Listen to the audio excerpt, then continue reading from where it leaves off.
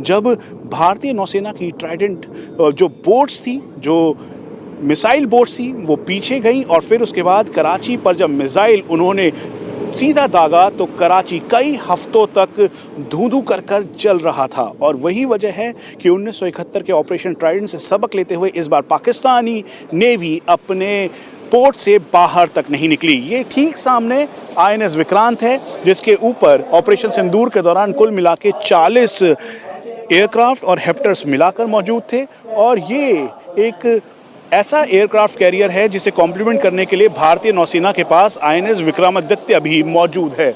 वहीं दूसरी तरफ आप देखें तो यहाँ पर इस समय जो भारतीय नौसेना का मिग 29 के है उसको लैंड कर रहा है, और ये लैंड करते हुए टचडाउन इसे कहेंगे, यानी लैंड नहीं किया, आसानी से टचडाउन करते हुए और फिर से ये सॉर्टी कर रहा है। दरअसल ये इसकी काबिलियत, क्षमता और सक्षमता सब बताता है।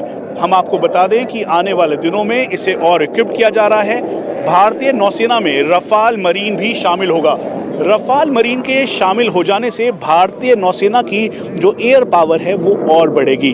भारतीय नौसेना जो कि समुद्र के ऊपर, समुद्र के नीचे और आसमान में हर जगह ऑपरेशंस करने के लिए पूरी तरह से क्षमता के साथ इस समय मौजूद है। और यही वजह है कि इंडिया टीवी आपको सीधा दिखा रहा है ऑपरेशनल डेमो भारतीय नौसेना का दमखम।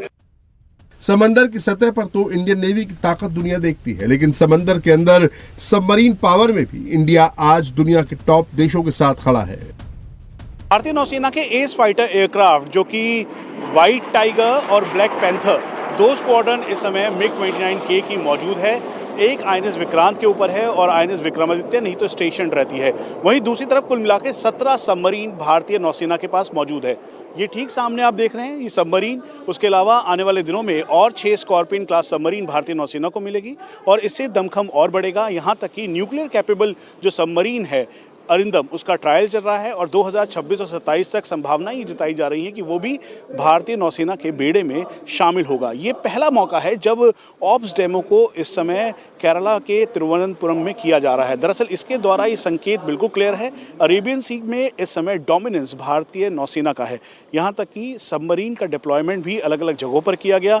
आईएनएस विक्रांत ने HADR हो या फिर स्ट्रेटेजिक डिप्लॉयमेंट, उसके तहत जो ऑपरेशनल कैपेबिलिटी पूरी दिखाई। वहीं मिग 29K ने चाहे ऑपरेशन सिंदूर हो या उसके बाद के जो ऑपरेशंस हैं वो मैनोवर करते हुए दिखाया। इसीलिए इस समय इंडिया टीवी आपको सीधा भारतीय नौसेना की ऑपरेशनल कैपेबिलिटी वाली ताकत दिखा रहा है, ताकि भारतीय नौसेना जो कि कुल मिला के 250 नॉटिकल माइल्स के लगभग EEZ का जो पूरा हिस्सा है उसको मॉनिटर करती है।